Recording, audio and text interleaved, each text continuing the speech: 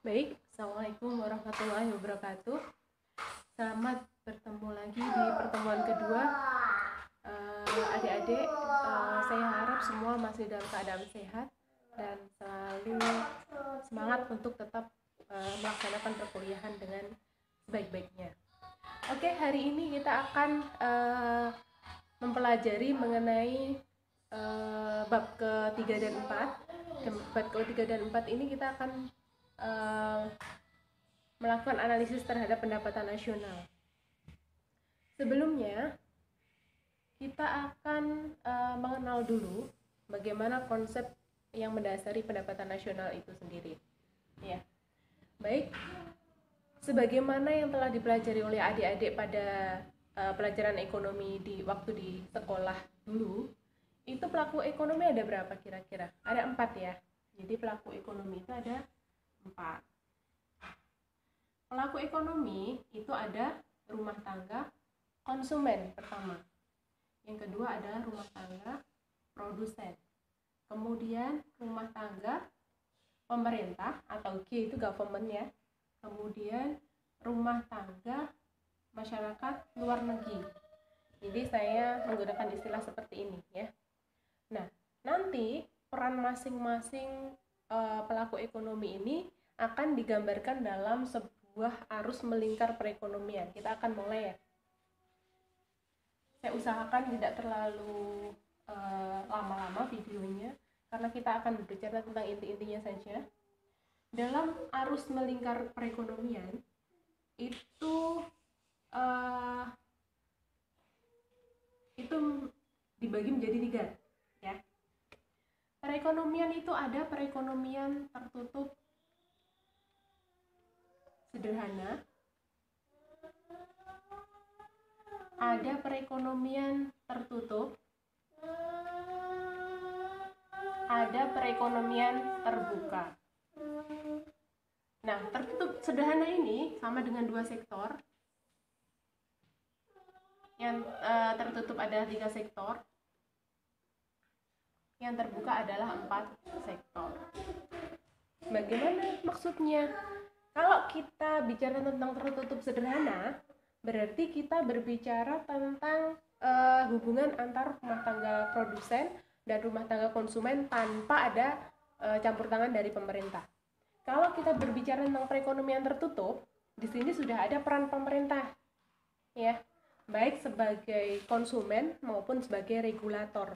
Regulator itu adalah pembuat kebijakan ketika terjadi permasalahan dalam mekanisme pasar.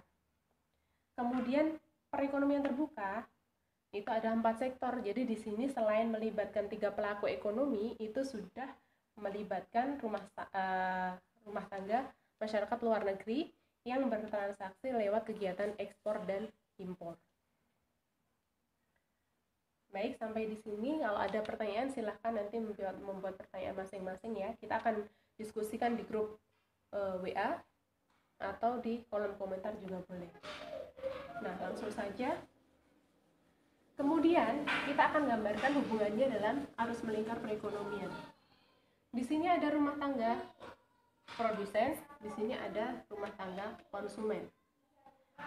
Hubungan antara rumah tangga produsen dan rumah tangga konsumen itu kita gambarkan dalam sebuah perekonomian sederhana, tertutup sederhana. Hubungan mereka itu adalah hubungan transaksi yang melewati pasar, ya, pasar barang dan jasa. Jadi ada 2 jenis pasar, itu ada pasar input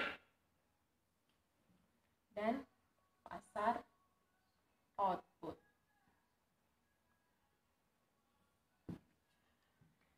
Pertama, rumah tangga konsumen itu memiliki peran dalam menyediakan faktor produksi. Faktor produksi apa saja? Faktor produksi itu bisa berupa SDA, SDM, kemudian modal, kemudian skill atau kewirausahaan, kemudian ada teknologi. Ini produksi atau input.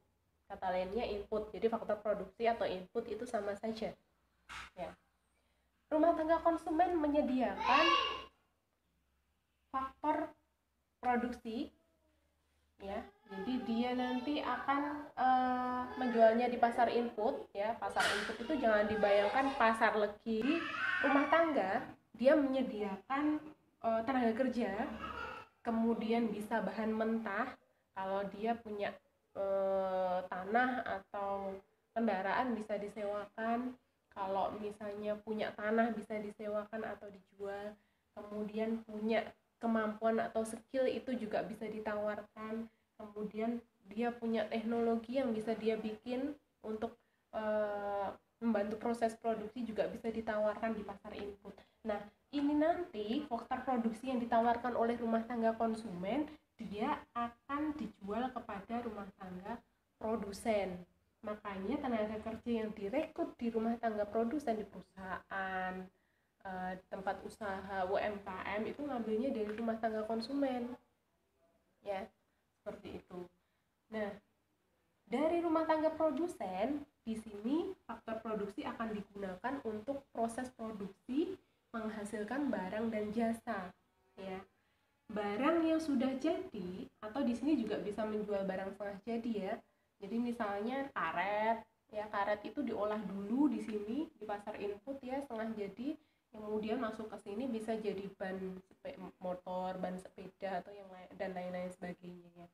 Dari sini kalau sudah jadi barang atau output akhir, ya, yang siap pakai, maka rumah tangga produsen menjualnya ke pasar output atau pasar barang dan jasa, ya. Kalau ini tadi pasar input atau pasar faktor produksi, kalau ini adalah pasar barang dan jasa atau output. Nah, di sini nanti di pasar output ini dia akan menjualnya kepada rumah tangga konsumen, ya. Jadi yang memakai hasil akhirnya adalah rumah tangga konsumen, kembali ke rumah tangga konsumen. Nah, ini adalah aliran barang dan jasa namanya. Nah, ada aliran yang kedua yaitu aliran pendapatan.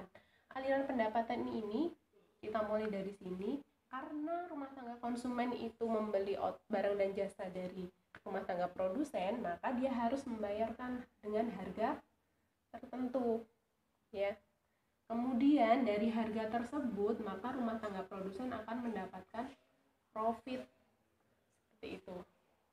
Nah, dari sini karena rumah tangga produsen itu menggunakan,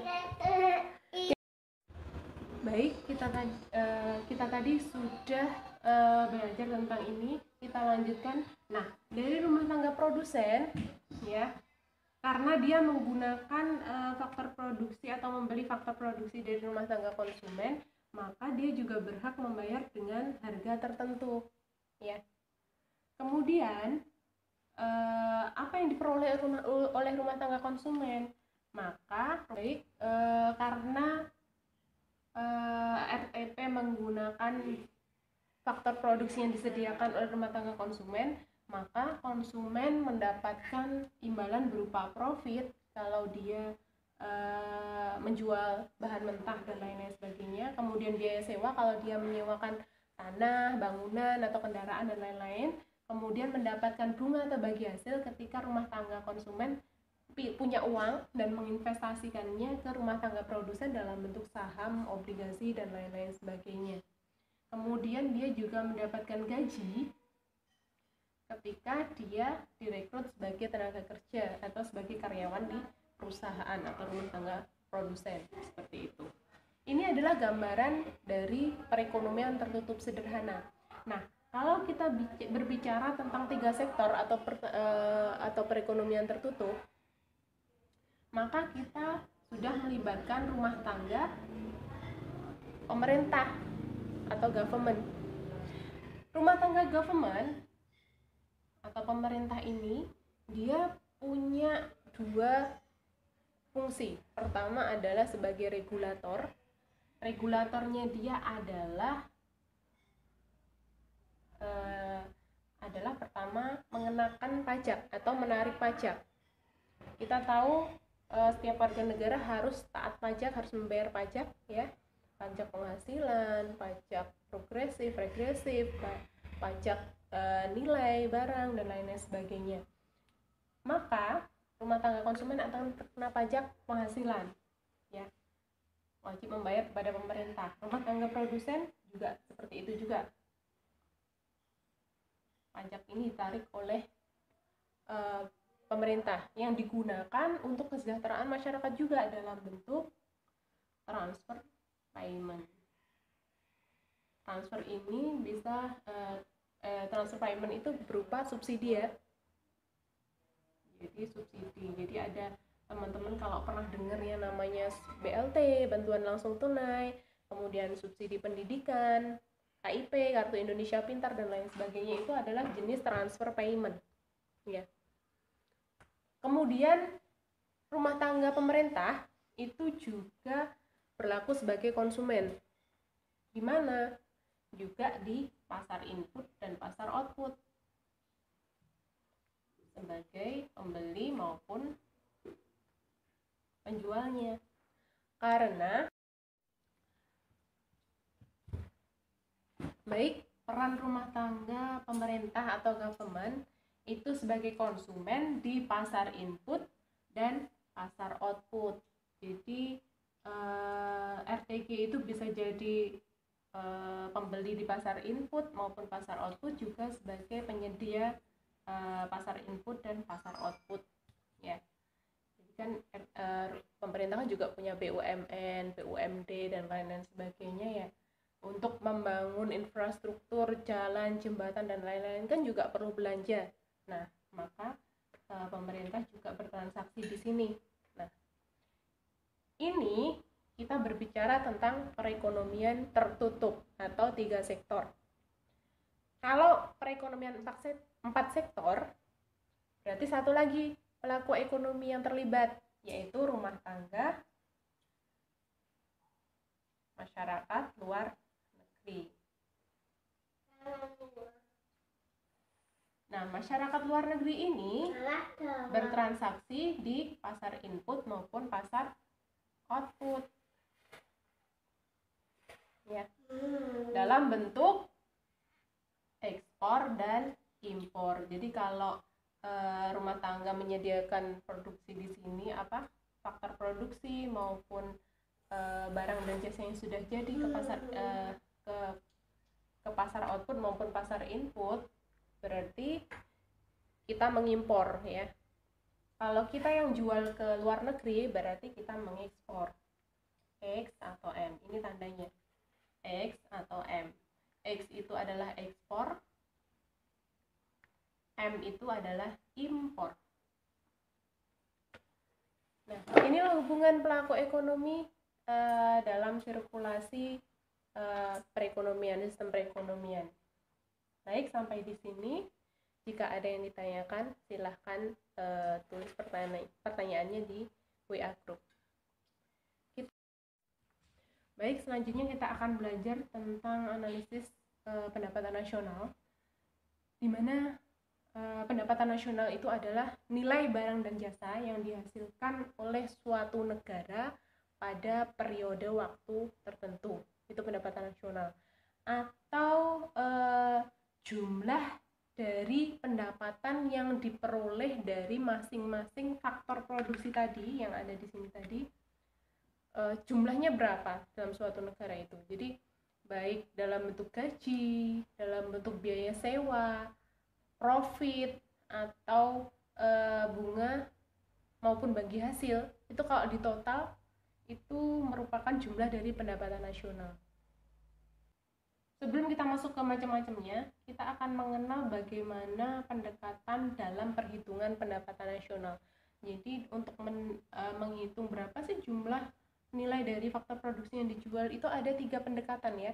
Yang pertama adalah pendekatan produksi,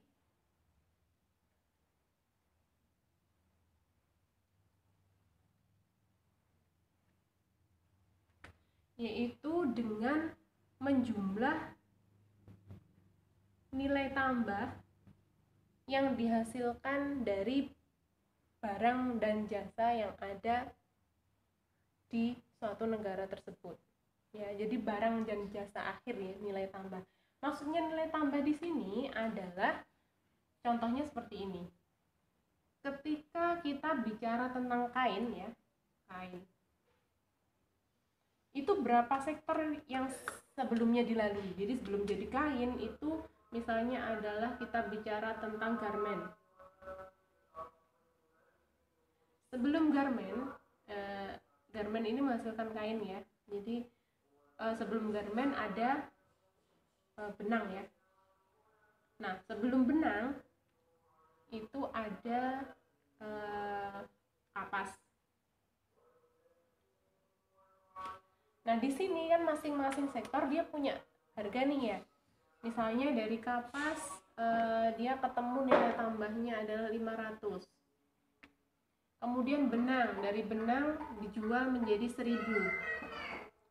Kemudian masuk ke garment dia jadi 1500. Kemudian kain dia menjadi 2000. Nilai tambahnya masing-masing adalah 500, 500, 500. Jadi yang di total adalah yang di sini 500, 500, 500, jadi 2000. Ini kan tadi 0, nilai tambahnya 500 kan ya. Nah, ini. Jadi yang di total adalah nilai di sini. Kan sama dengan yang ini ya. Ya, berarti sama aja dengan kita menghitung nilai akhir dari barang jadi. Jadi tidak menotal dari awal 500, 1000, 1500 kan jadi totalnya jadi lebih dari 2000 gitu. Nah, nilai tambahnya ini ya. Jadi ini yang ditotal secara keseluruhan baik dari sektor pertanian, industri, perdagangan, manufaktur dan lain-lain sebagainya. Baik, pendekatan yang kedua yaitu pendekatan pendapatan.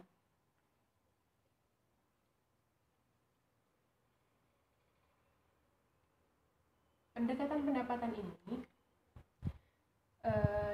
adalah pendekatan yang digunakan untuk menghitung pendapatan nasional dengan menjumlahkan seluruh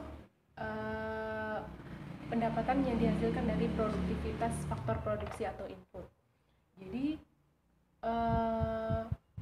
faktor produksi berupa tenaga kerja yang memiliki pendapatan berupa gaji, kemudian biaya sewa yang dari menyewakan tanah, bangunan dan lain-lain sebagainya. Kemudian modal berarti ketika kita berinvestasi kan mendapat timbal balik berupa bunga atau bagi hasil. Kemudian teknologi, skill berkaitan dengan tenaga kerja itu. Jadi seluruh pendapatan yang dihasilkan dari 4 hal itu masuk dalam penjumlahan dengan pendapatan nasional dengan pendekatan pendapatan. Jadi pendapatan nasional diperoleh dengan cara menjumlahkan wage, jadi total gaji yang diperoleh, ditambah dengan profit. Profit ini adalah dari keuntungan perusahaan. Kemudian interest atau bagi hasil ya, bagi hasil interest ya. Jadi interest itu bunga kalau misalnya untuk konvensional, kalau kita bagi hasil. Wage, profit, interest, kemudian rent.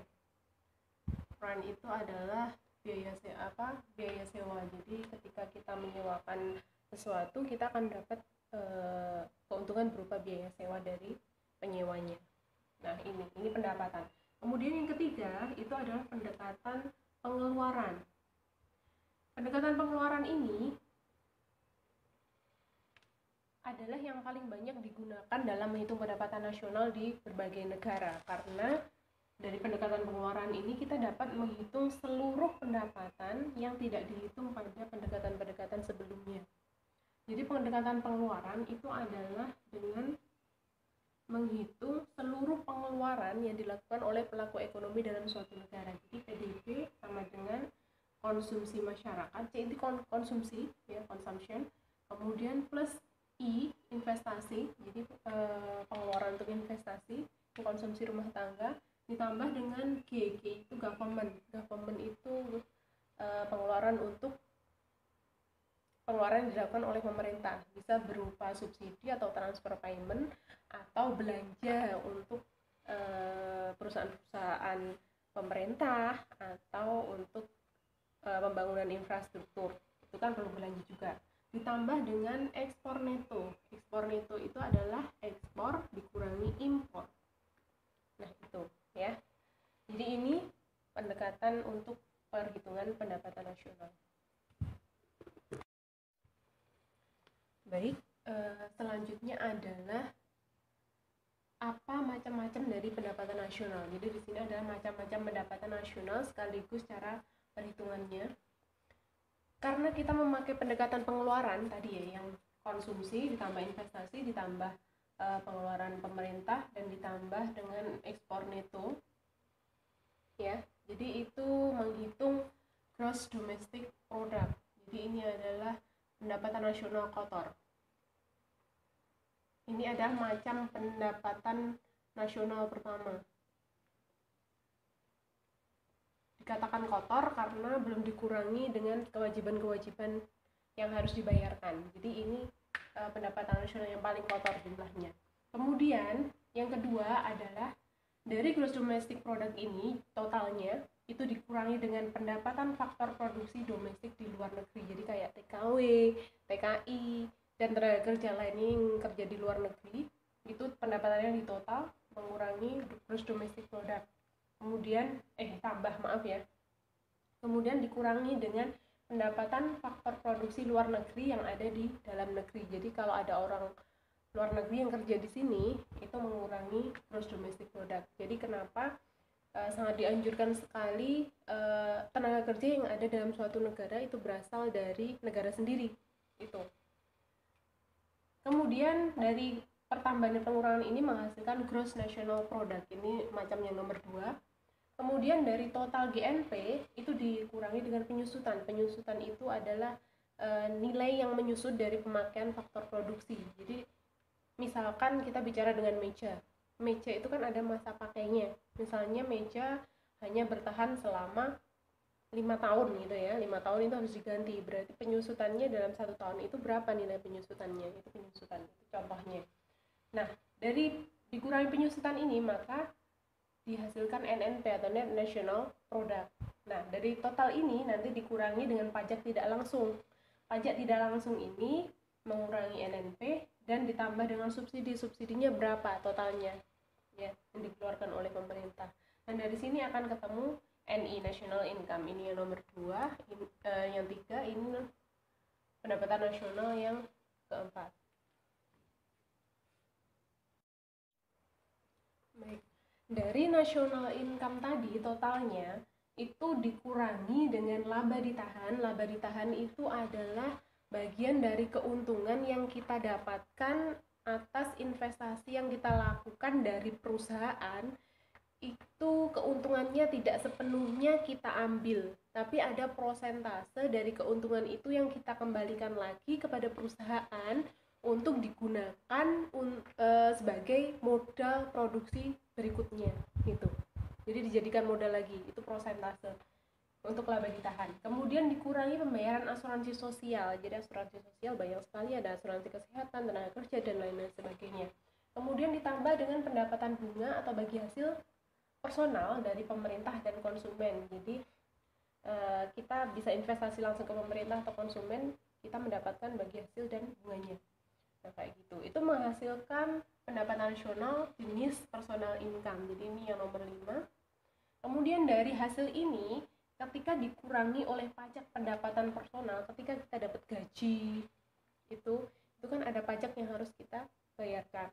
Nah, itu jadi totalnya dikurangi dengan pajak pendapatan personal, ketemulah macam yang keenam, yaitu disposable personal income.